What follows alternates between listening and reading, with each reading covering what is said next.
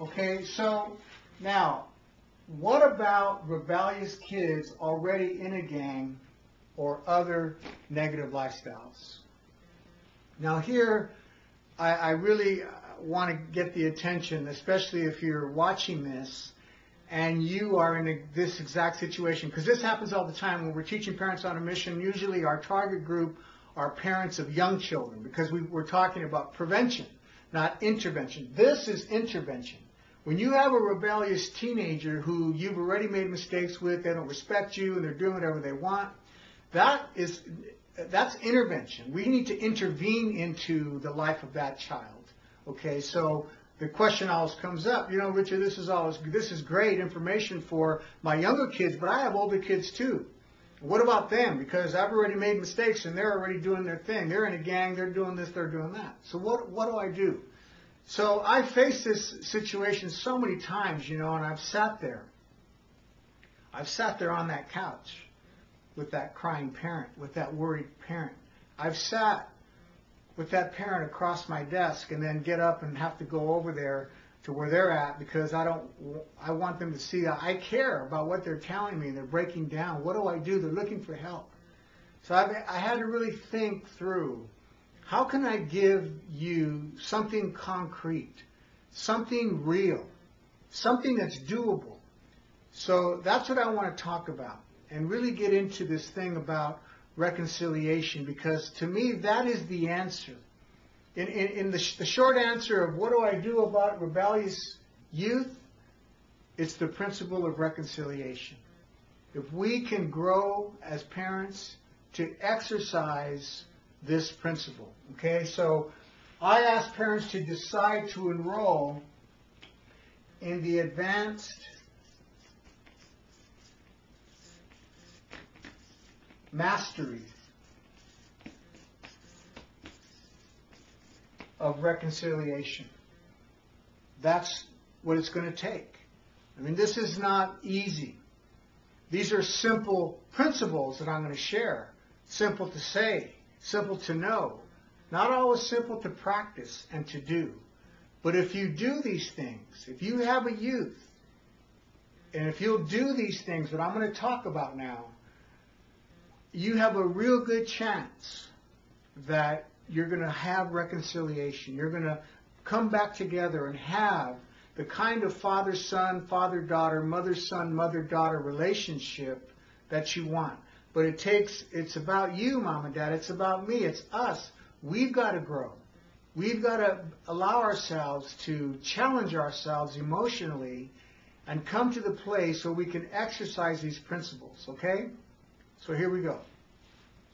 First lesson in this School of Mastery of Reconciliation is to tearfully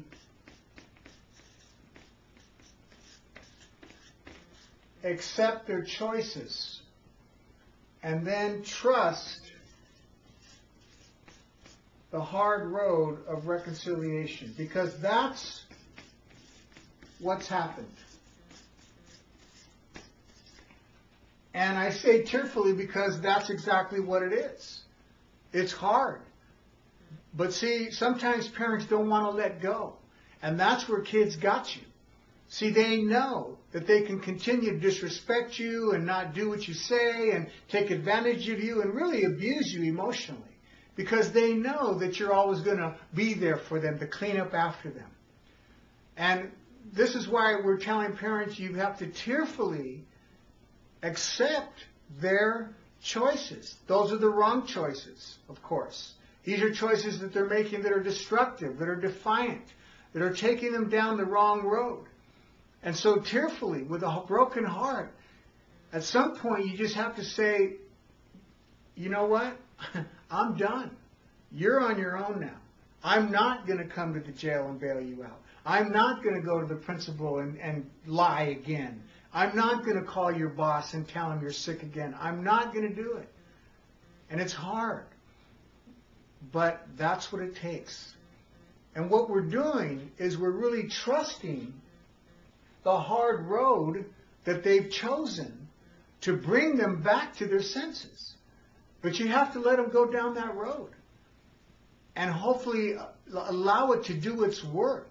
Maybe they'll end up in jail, but that might be the best place for them. Maybe they'll end up in prison, which is, jail and prison is always, that's a whole other story. It's a tough place to be, but maybe that'll save them from themselves. You know, maybe they'll join the military. You know, maybe they'll meet somebody. It's a tough road they've chosen, but usually those tough things in life, they come to a place where they just say, man, you know, what am I doing? What am I doing out here? I can go home. And that's the thing we want them to say. We want them to be able to say, I could go home. See, a lot of kids out there today can't say that because the parents are not ready for this reconciliation. But that's what we want. So that when they make the decision to come home, we're ready. We're ready for them. Now to do that, we have to, lesson number 2 is that we have to know the difference between forgiveness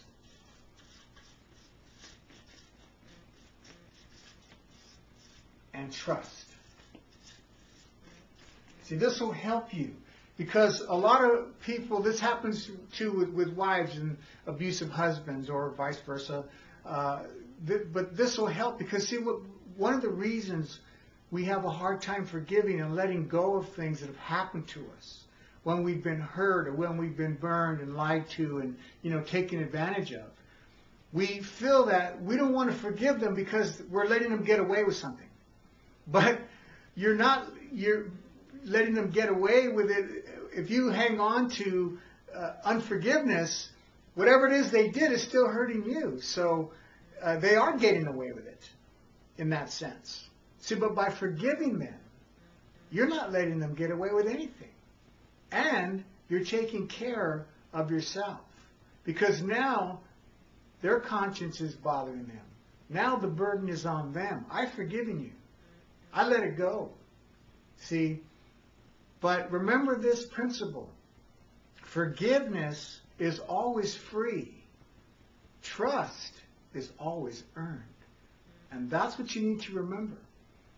So now we're going to give them an opportunity to earn our trust, but they have to earn it. So it looks something like this. Dad, I'm sorry. You know, forgive me. Can I come back home? And so I say, son, I've already forgiven you. I accept your apology, and you can come back home based on one condition. Are you going to abide by the rules? See, and that's where you start allowing them to earn the trust. Because see, they may have, when kids, you know, make decisions, we have to hold them to those decisions. Or what I always tell parents, you never want to throw your kids out. Because if you throw your kids out, now you're going to feel bad about that. And then they're going to be out there telling everybody, oh, my mom and dad threw me out of the house. No, you don't want to ever throw them out of the house. You make them decide whether or not they want to stay there or leave. For example, we kept telling you have to be home by midnight, and on and on and on and on. It's a battle. They come home at 3 o'clock in the morning, or they don't come home at all, and you've had it. And so it's not get out of here. It's look, is midnight a reasonable time for us to be asking to come home? Yeah. And haven't I given you several chances? Yeah. Didn't I warn you that if this happened again, we weren't going to put up? Yeah. Okay, so decide.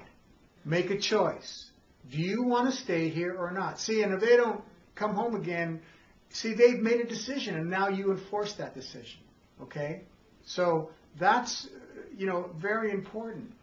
Because now, when they come to themselves, and you've already forgiven them, and they want to be forgiven, no problem.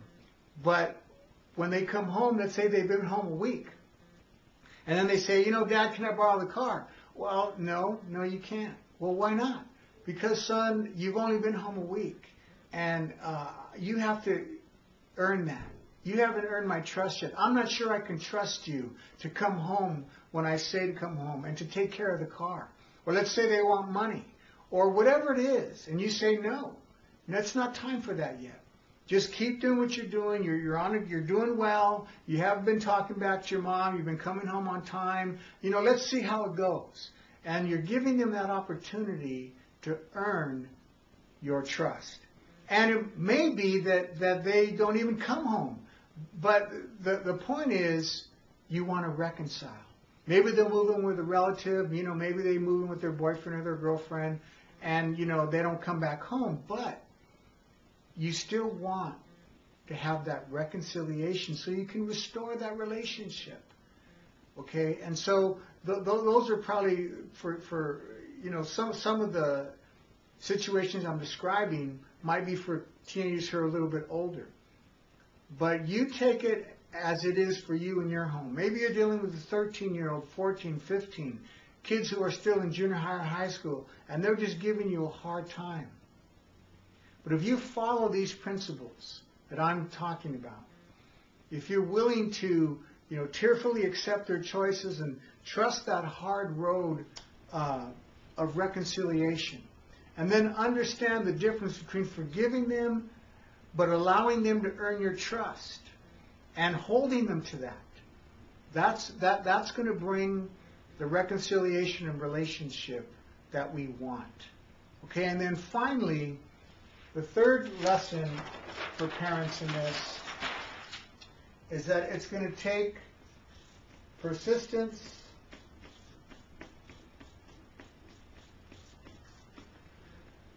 patience, and prayer. As I told you at the beginning, this isn't easy. And you're going to have to be persistent. It's a tough road, but it's their choice. They decided to get on that road. And we must persist and then be patient. How long is it going to take? I don't know. That I can't guarantee. Sometimes it takes days, sometimes weeks, sometimes months, and yes, sometimes years. But it's worth being patient for. Persist, be patient, and then of course pray.